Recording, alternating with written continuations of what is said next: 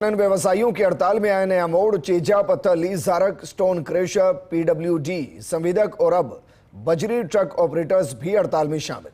आधा दर्जन से ज्यादा विधायक भी हड़ताल का कर चुके हैं समर्थन।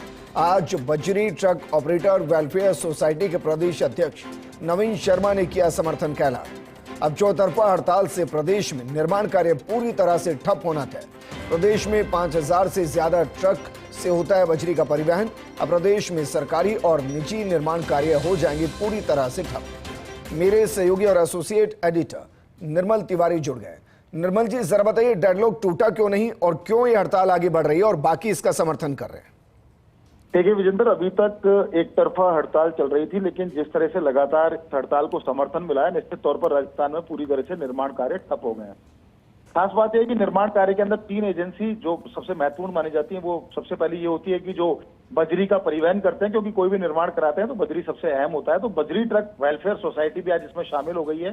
थोड़ी देर पहले ही जो सोसाइटी के जो प्रदेश अध्यक्ष नवीन शर्मा ने, उन्होंने समर्थन का ऐलान किया है कि जितने भी चेजा पत्थर की जो 18,000 से ज्यादा खदान है जिनमें इस समय हड़ताल चल रही है, उनके साथ वो शामिल हो गए हैं। स्टोन क्रशर 2200 से ज्यादा स्टोन क्रशर है जो हड़ताल में शामिल है, उनके साथ वो शामिल हो गए हैं। तो पहले से ही जो रॉडी गिट्टी थी, जो चेजा पत्थर था, जिसको चुनाई पत्थर कहते हैं हम, जो चुनाई में काम आता है, वो पहले से ही हड़ताल में थे। अब बजरी भी उनके अगर साथ शामिल हो गई तो निश्चित तौर पर निर्माण कार्य पूरी तरह से ठप होने का अंदेशा हो गया है। और खास बात देखिए, इससे पहले पीडब्ल्यूडी के जो संवेदक थे वो भी इसको समर्थन दे चुके थे, यानी वो भी लंबे समय से हड़ताल पर चल रहे। उनकी हड़ताल को भी 60 दिन हो गए।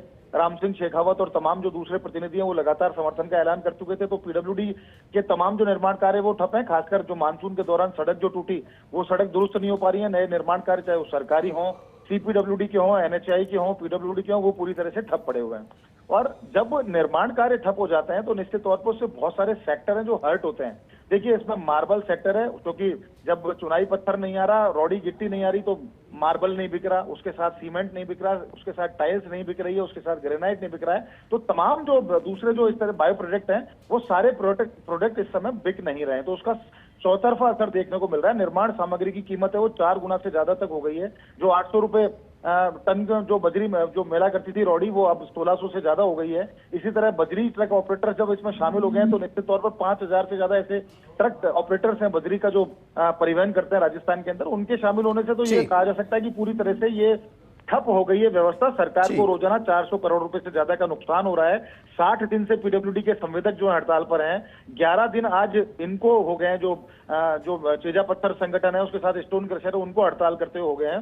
बजरी ट्रक ऑपरेटर इसमें शामिल हो गए हैं। थोड़ी देर पहले अंबिका मिश्रा और तमाम जो दूसरे थे, बजरंग लाल जांगिड़, उन्होंने समर्थन किया था। जो ग्रेनाइट एसोसिएशन के, उन्होंने उनको समर्थन कर दिया था। मार्बल एसोसिएशन उनको समर्थन कर चुकी है।